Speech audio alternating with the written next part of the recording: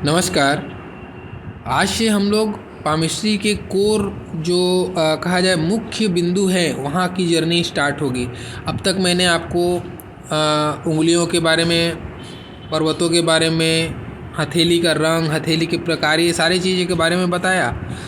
ठीक है, अब हम बात करने वाले हैं आज से रेखाओं के बारे में, क्योंकि ये तो ही मुख्य है जिसको हम रीड करते हैं। ये अक्षर हैं, हथेली के अक्षर हैं, रेखाएं। ठीक है, तो ये हमको आज से ये सफ़र हमारा चालू हो रहा है। तो मैं हृदय रेखा पे बात कर लूँ या मस्तिष्क रेखा पे बात कर लूँ या जीवन रेखा पे बात कर लूँ, है ना।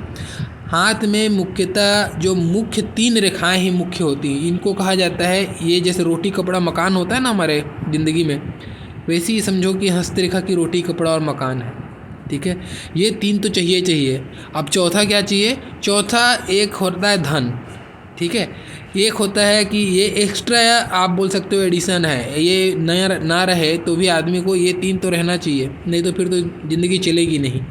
तो ये 3, इसको मुख्य रेखा कहा जाता है। हालांकि मैं भाग्य रेखा को भी मुख्य रेखा में गिनना ज़्यादा अच्छा पसंद करता हूँ। तो आप समझ के चलिए कि 3 मुख्य रेखाएं होती हैं, और एक जो बहुत इम्पोर्टेंट, ये भी उनसे कम तो नहीं है लेकिन फिर भी इम्पोर्टेंट तो है, इसको बोलते हैं चौथी रेखा, तो भाग्य रेखा। अब ये चारों रेखाओं के बारे में मैं 1 बाय 1 बात करूं, इससे पहले हमको ये तो पता होना चाहिए ना कि रेखा क्या है, रेखा कैसी होनी चाहिए, और किस टाइप की रेखा का फल कैसे मिलता है, उसकी लंबाई में क्या होना चाहिए। ये सारा चीज़ जो है ना हमको पहले पता होना चाहिए, तभी तो हम जाके किसी एक रेखा के बारे में आगे बढ़ेंगे। जैसे मान लीजिए हम हृदय रेखा के बारे में पढ़ते हैं, तो हमको यही नहीं पता रहेगा कि रेखा कैसी होनी चाहिए, रेखा होती क्या है, तो फिर तो ये समझ में आना मुश्किल है, या फिर समझ भी गए तो अधूरा समझेंगे। तो आज हम बात करेंगे रेखा के बारे में, चाहे कोई भी रेखा हो। ठीक है ना, हस्तरेखा में कोई भी रेखा हो, चाहे विवाह रेखा हो, कुछ भी रेखा हो, आपकी मुख्य रेखाएं हो या फिर कोई एक्स्ट्रा ऑक्सिलरीज रेखाएं हो, जो भी हो, उनकी क्वालिटी सबसे पहले समझना है। देखो, सबसे पहले कोई भी रेखा होनी चाहिए ना, वो सुंदर होनी चाहिए, सुस्पष्ट होनी चाहिए, लालिमा युक्त होनी चाहिए। लालिमा युक्त मतलब हल्का लालपन रहता है ना, आप देखोगे रेखा में हल्का लालपन से रहता है, वो होना चाहिए। एकदम ज़्यादा लाल हो गया तो दिक्कत का बात है। हल्का लाल, बिल्कुल देखने से ही आपको लगेगा हल्का सा लाल है। अब जब बहुत ज़्यादा गाढ़ा लाल होने लग गया तो समझो कि प्रॉब्लम है फिर, है ना। फिर आपको उस रेखा से संबंधित जो गुण है उसमें पक्का प्रॉब्लम आने वाला है, उससे रिलेटेड चीज़ों में परेशानी आने वाली है। अगर ज़्यादा लाल हो गया तो आपको क्या देखना है, रेखा एकदम सुस्पष्ट हो, कोई प्रकार का कट, दाग, धब्बा कुछ ना हो, फैली हुई ना हो, सीधी एकदम बिल्कुल बढ़िया, ऐसा लगे कि इस पेंसिल से किसी ने ड्रॉ कर दिया है, ऐसा सुंदर रेखा हो, लालिमा लिया हो। दूसरा चीज़, रेखा में कोई बाधा ना हो। बाधा ना हो मतलब कैसा, जैसे मान लो यहाँ पे कोई ऐसा आड़ी कट लग गया, या फिर ऐसा कट लग गया, या फिर क्रॉस बन गया, या फिर कुछ और बीच में चलते चलते रेखा यहाँ टूट गया फिर आगे बढ़ गया, ऐसी ये तो बाधा हो गई ना। फिर इसके मार्ग में, इसके संचरण में ऊर्जा का संचरण नहीं हो पाएगा, फिर ये धारा प्रवाह नहीं हो पाएगा अगर बीच में टूट रहा है या कट रहा है तो, या उसमें बाधा आएगी प्रवाह में। तो आपको फिर ये धारा का प्रवाह, यानी कि ये ऊर्जा का प्रवाह में अगर बाधा आया तो आपको उस रेखा से संबंधित गुण में आपके जीवन में बाधा आएगी। ठीक है, जैसे अगर हृदय में आ रही है तो आप भावनात्मक रूप से परेशान होने लगोगे, कुछ ना कुछ इमोशनल आपका एक्टिविटीज़ या शॉकिंग मोमेंट आपके जीवन में आएगा। मानसिक हो गया तो मानसिक पीड़ा आ जाएगी। मस्तिष्क रेखा में जीवन रेखा है तो कुछ ना कुछ जीवन में परेशानी आएगी, रिश्तेदारी में परेशानी आएगी, पारिवारिक परेशानी आएगी, स्वास्थ्य में परेशानी आएगी। ये सारा चीज़ को देख के आप बोल सकते हो जीवन रेखा में। ठीक है ना, तो वैसे ही आपको कहने का मतलब, रेखा स्पष्ट होनी चाहिए, बाधा नहीं होनी चाहिए। अब इसमें कुछ चीज़ें ऐसे कंडीशन बहुत सारी देखने को मिलती है। अब मैंने कहा रेखा ऐसी जानी चाहिए। ठीक है, हर रेखा का अपना अपना गुण है। ठीक है, तो रेखा को ज़्यादातर सीधा चलना चाहिए। अब जैसे कुछ रेखा है, अब जो भावना प्रधान रेखा है वो उसको हल्का कर्व लेके चले, जो मुख्य रेखाएं हैं हल्का कर्व लेके चलनी चाहिए। मस्तिष्क रेखा को भी हमेशा थोड़ा चंद्रमा के साइड जाना चाहिए, जीवन रेखा को भी गोल होकर चलना चाहिए। 3 रेखाएं, बाकी रेखाओं को सीधी चलनी चाहिए, ऐसा है। मुख्य रेखाओं पे हल्का कर्व होना है, बाकी रेखाओं के लिए सीधा चलना चाहिए।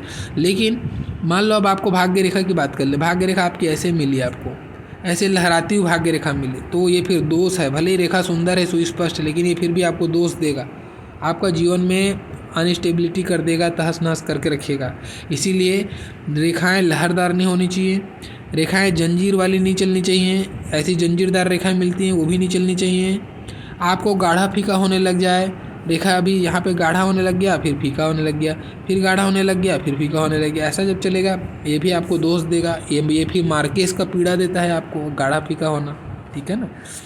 रेखा टूट टूट के नहीं चलनी चाहिए, अभी चल तो रही है सब चीज़ लेकिन टूट टूट के चल रही है तो भी इसका प्रभाव आपके जीवन में उतार चढ़ाएगा, फिर गिरा देगा, फिर चढ़ाएगा, फिर गिरा देगा। आप अव्यवस्थित रहोगे, आप कभी भी जीवन में कोई भी चीज़ में सिक्योर नहीं हो पाओगे अगर टूट टूट के चल रही है। ये बहुत सारी रोग को भी दिखाता है अगर टूट के चलने लग गया तो, ठीक है।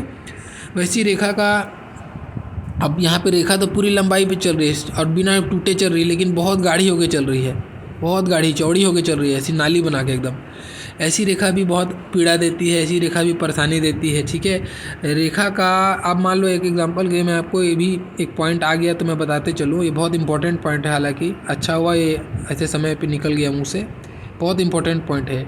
मान लो तीनों मुख्य रेखाएं बहुत लंबी लंबी हैं, बहुत अच्छी चल रही हैं रेखाएं उसकी, लेकिन तीनों मुख्य रेखाएं बहुत मोटी हैं, बहुत गाढ़ी हैं, तब क्या फल होगा ऐसे इस समय में।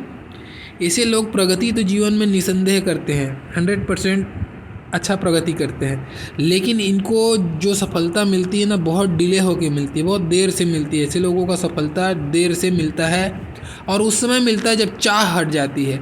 जिस चीज़ की इनको एक महत्वाकांक्षी तो होते ही हैं, लंबी रेखाएं महत्वाकांक्षा को दिखाती है। अब अगर महत्वाकांक्षी है लेकिन उसको महत्वाकांक्षा उसके समय पे पूर्ण नहीं हो रही है, जब वो हार गया नहीं होगी तब जाके पूर्ण हो रही, तो उसमें चाह वो रस नहीं होता। बस ऐसे ही इन लोग का जीवन होता है जिसकी तीनों रेखाएं ऐसी गाढ़ी चलती हैं, भले लंबी हो लेकिन ऐसी चौड़ी होकर चलती हैं, तो ये सब इशूज़ देखने को मिलते हैं, ठीक है। अब एक और आप देखिए, मैंने कहा अब तक रेखाओं की क्वालिटी के बारे में, टूटना नहीं चाहिए, जंजीरदार नहीं होना, गाढ़ा फीका नहीं होना, छोटा नहीं हो। अच्छा अब ये मान लो एक रेखा छोटी है या एक रेखा लंबी है, ये भी लंबी है लेकिन एक रेखा छोटी है, या फिर तीनों रेखाएं छोटी छोटी हैं, तीनों रेखाएं छोटी छोटी चल रही हैं, या फिर कोई दो रेखा बहुत लंबी है एक छोटी है, कुछ भी ऐसा आप पकड़ो, आप मैं कॉन्सेप्ट समझो। अगर छोटी रेखा है ना, छोटी रेखा आपको ये बता देती है, सीधा कॉन्सेप्ट है, आपको जिस भी रेखा छोटी, जो भी रेखा आपकी छोटी है वो रेखा से संबंधित जो भी आपका गुण होगा उसकी चाह आपको हमेशा ज़िंदगी भर सताएगी।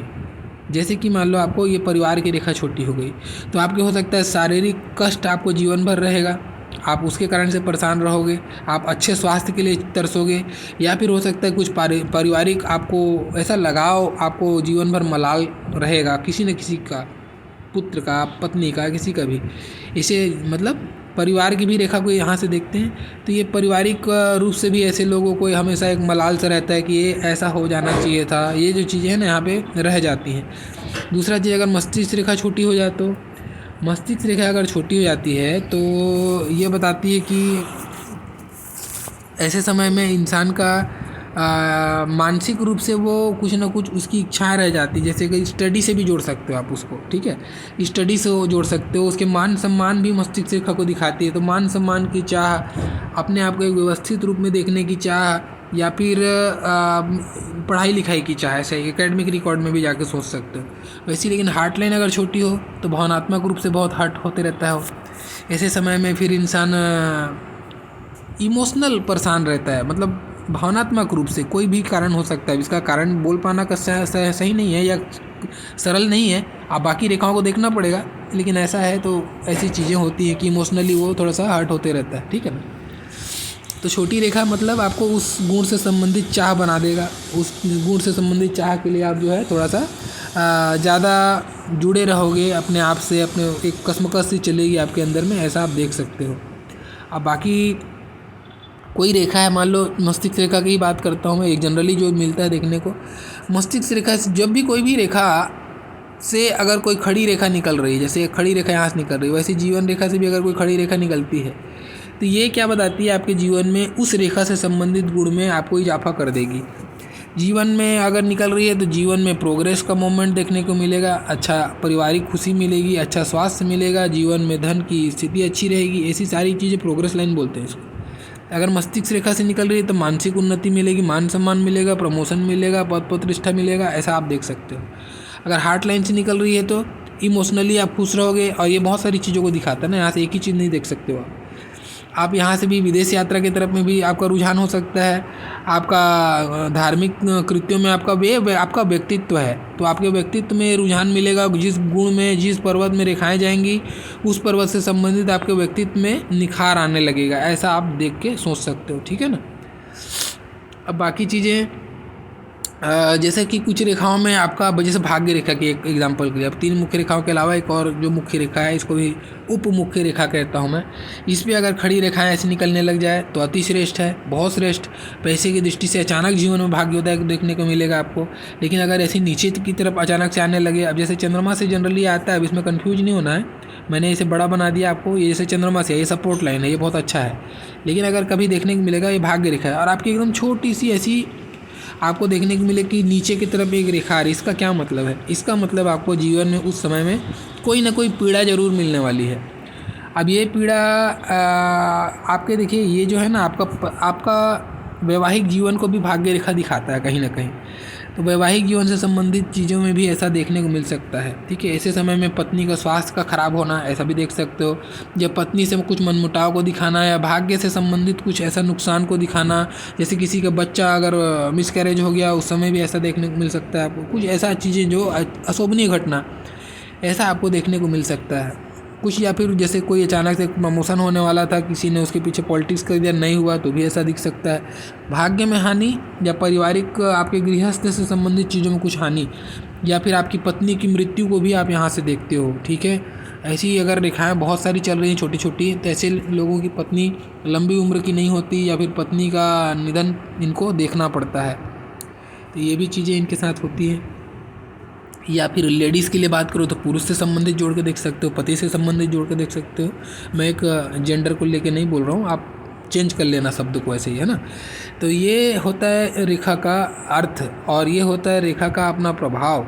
तो जब तक हम रेखा को नहीं समझेंगे, हम आगे की रेखाओं के बारे में बात करेंगे तो थोड़ा सा हमको चीज़ें कठिन हो जाएगा ना।